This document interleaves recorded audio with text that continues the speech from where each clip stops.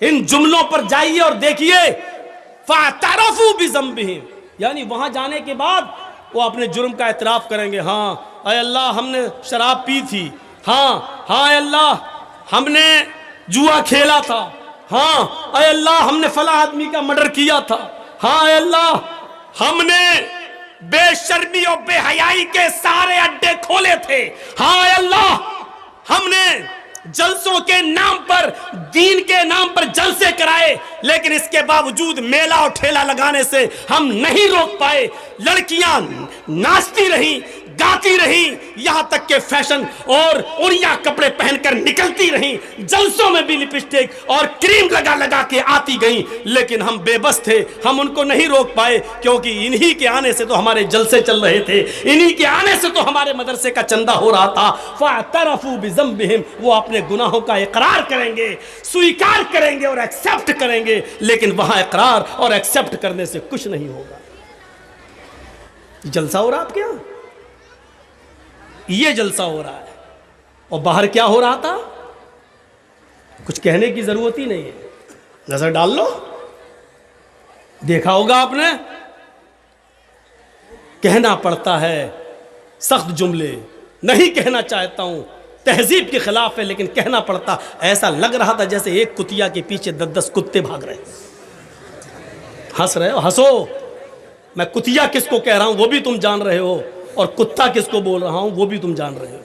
हंसो, कुतिया कौन है वो भी सुन लो, मैं नहीं बोलूंगा, समझदार हो ना, समझ गए होगे, और कुत्ता किसको बोल रहा हूं वो भी सुनो, सुनना पड़ेगा तुम्हें नहीं, तुम्हारे बाप को भी सुनना पड़ेगा। यहां जब तक मैं हूं सुनना पड़ेगा, यहां से हटने के बाद मुझे सुना देना जितनी गाली चाहो, वो तो मैं सुनता ही हूं, तुम्हारी क्या, मिनिस्टरों की सुनता हूं, नेताओं की भी सुनता हूं, तुम भी सुना देना। यहां जब तक हूं तुम्हें सुनना पड़ेगा। फ़अतरफ़ू बिज़ंबिहिम, अपने गुनाहों का इकरार करेंगे, लेकिन कोई फायदा नहीं। फ़सुहक़न लिअस्हाबिस सईर, दूर कर दो जहन्नमियों। और ये मत समझो कुछ नहीं होगा, मरेंगे और मर सड़कर मिट्टी हो जाएंगे और फिर दोबारा नहीं।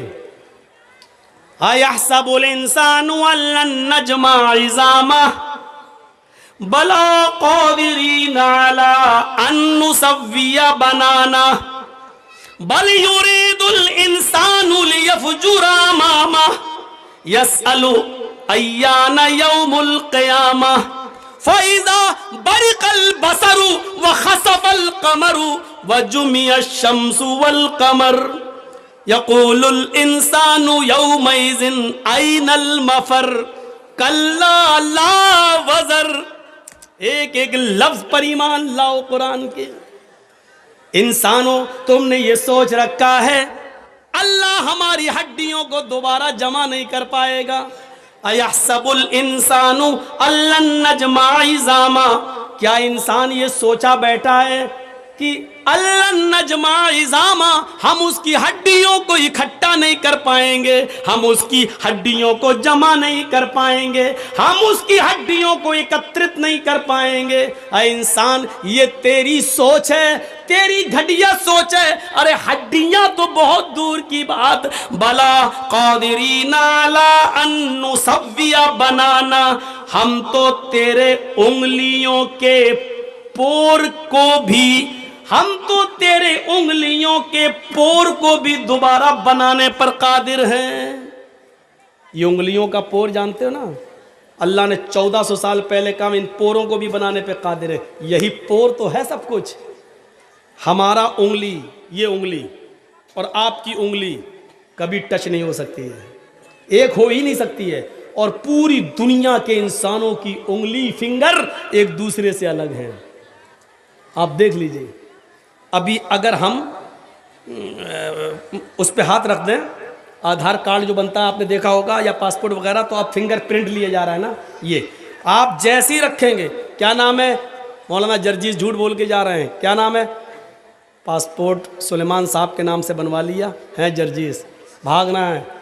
मोदी साहब ने ऐलान कर दिया, जर्जीस साहब जहाँ मिले उनको पकड़ो, जर्जीस साहब भाग रहे हैं, सुलेमान के नाम से पासपोर्ट बना दिया। जैसे ही गए एयरपोर्ट पे फिंगरप्रिंट लिया जा रहा है, जैसी उंगली रखी उसमें नाम आ गया मोहम्मद जर्जीस। कहाँ जा रहा है? तो सुलेमान नहीं, जर्जीस है।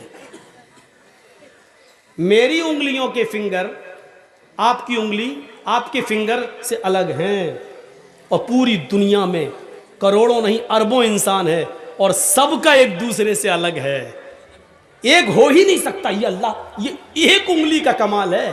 देख रहे हैं आप इसमें कितने जर्रात हैं। कोई साइंटिस्ट बना देगा इस उंगली को। कौन था इससे पहले? अमेरिका का ट्रंप। अब एक और आ गया, ये बेचारा कुछ सीधा है, सही है, अल्लाह इसके दिल में और रहम डाल दे। तो चाहे कितनी तरक्की कर लें लेकिन एक जैसा नहीं बना सकते, एक जैसा। अल्लाह कह रहा है उंगलियों का पोर नहीं, पोर में जो फिंगर होते हैं, जो निशानात होते हैं, हम उसको भी वैसे ही दोबारा बनाने पर कादिर है। तू हड्डी की बात कर रहा है, तो हड्डी की बात। जैसे यहां फिंगरप्रिंट से तुम इंडिया छोड़ के पाकिस्तान नहीं भाग सकते हो, पाकिस्तान छोड़कर श्रीलंका और इंडोनेशिया नहीं भाग सकते हो, वैसे ही दुनिया छोड़कर कयामत के दिन मरने के बाद तुम सोचो कि हम मर सड़कर मिट्टी मिल जाएंगे और हम अल्लाह के सामने पेश नहीं हो पाएंगे, छुप जाएंगे, छुप नहीं सकते। और जो लोग इंडिया छोड़ के भागे हैं वो भागे नहीं हैं, भगाए गए हैं। अगर कोई गवर्नमेंट ये चाह ले कि हमारे यहां से कोई आदमी ना जाए, तो मौलवी जर्जीस इस कुर्सी से उठकर, अगर गवर्नमेंट ये चाह ले कि हम कहीं ना जाने दें, तो हम जिस घर से आ रहे हैं उस घर में भी नहीं जा सकते हैं। इंडिया छोड़ के जाना तो बहुत दूर की बात है, बहुत दूर की बात। अगर कोई चाह ले, इतना फेमस आदमी कैसे चला गया, कैसे? वो तो अच्छा हुआ डॉक्टर जाकिर नाइक केस से पहले ही चले गए थे, केस तो बाद में हुआ था, और अगर कहीं यहाँ रहते तो वो भी नहीं जा पाते। वो तो उस अल्लाह के बंदे पर अल्लाह की क्या मदद है, अल्लाह रब्बुल आलमीन की गैबी मदद, ना आज तक आए नहीं होते बाहर। आजम खां जैसा आदमी देख रहे हो, मुर्गी चोरी, अंडा चोरी, किताब चोरी, ये केस लग रहे हैं, अंडा चुराएगा वो। कितनी खोपड़ी खराब हो गई है, हालत देखिए आप। उस आदमी पर कितने इल्जाम और कितने आरोप लगाते हैं। लोग कह रहे हैं भगोड़ा भगोड़ा। अरे तुम्हारी खोपड़ी में भगोड़ा भरा है, तुम कहो ये रास्ते अल्लाह ने बनाए थे, अल्लाह ने। तो मेरे भाइयों, अल्लाह कहता है बला कादिरीना अला नुसव्विया बनाना। इंसानों, तुम ये सोचते हो कि हम तुम्हारी हड्डियों को दोबारा जमा नहीं कर पाएंगे। अरे हड्डियां तो छोड़ो, हम तुम्हारी उंगलियों के पोर भी दोबारा बनाने पर कादिर हैं। युरीदुल इंसानु लियफजुरा मामा। लेकिन इंसान तो ये चाहता है कि आगे भी वो गुनाह के काम करता रहे। इंसान ये चाहता कि नहीं और भी गुनाह काम करे। गुनाह में लज्जत है ना, गुनाह में एंजॉय है, गुनाह में मजा है, गुनाह में लुत्फ मिलता, थोड़ी देर के लिए मिलता है। बल युरीदुल इंसानु लियफजुरा मामा। इंसान तो ये चाहता है कि वो आगे भी कुछ गुनाह के काम करे, और गुनाह के काम करते करते जब उससे कहा जाता है कि डरो अल्लाह से, कयामत का दिन आएगा, तो वो उल्टा सवाल करता है, यसअलु अय्यान यौमुल कयामा। अरे तुम कयामत कयामत चिल्लाते रहते हो, कयामत अरे कब आएगी? आएगी तो टाइम बताओ, आएगी तो तारीख बताओ, आएगी तो कितने सालों के बाद आएगी बताओ। अरे मेरे दादा जिंदा थे तब भी यही सुनते आए, बाप जिंदा थे तब भी सुनते आए, अब हमें जिंदगी मिली हम भी यही सुनते आए, हमारी औलादें भी यही सुन रही हैं और इनकी औलादों की औलादें भी यही सुनेंगी। अरे कब आएगी? अरे बताओ ना कब आएगी? अल्लाह ने उसी का जवाब दिया है। ये पूछता है कयामत आएगी तो कब आएगी?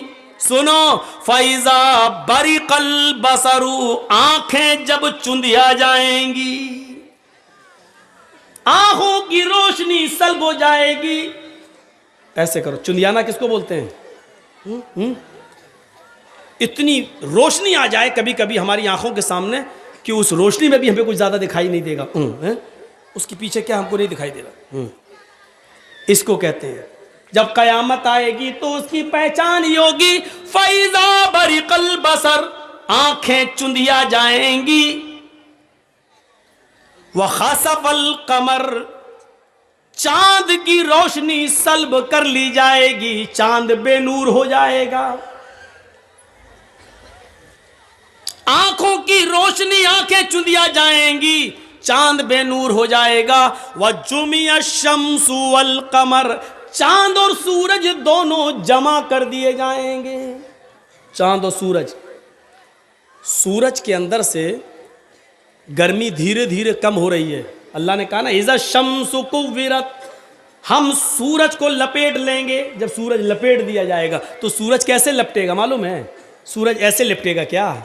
जैसे हम लोग पतंग उड़ाने का मांझा लपेटते हैं, ऐसे थोड़ी लिपटेगा। सूरज लपेटने का मतलब सूरज की गर्मी को लपेट देना। सूरज की गर्मी कैसे लिपटी जाएगी? सूरज को जितनी रोशनी अभी दुनिया को ज़रूरत है, हमारे खेतों को, अनाज को, गल्ले को, उतनी मिल रही है, लेकिन सूरज के अंदर से धीरे धीरे रोशनी, गर्मी कम होती जा रही है, धीरे धीरे रोज़ाना कम होती जा रही है।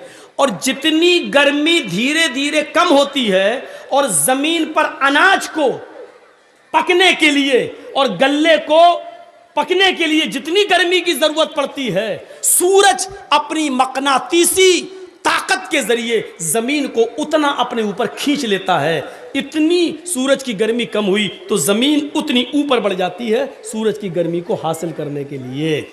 तो ज़मीन धीरे धीरे बढ़ रही है। तो जब ज़मीन बढ़ रही है तो चांद भी धीरे धीरे ऊपर की तरफ बढ़ रहा है, और एक दिन सूरज की गर्मी धीरे धीरे कम होती जाएगी, चांद की भी गर्मी रोशनी खत्म होती जाएगी, और चांद धीरे धीरे ऊपर उठते उठते सूरज से टकरा जाएगा।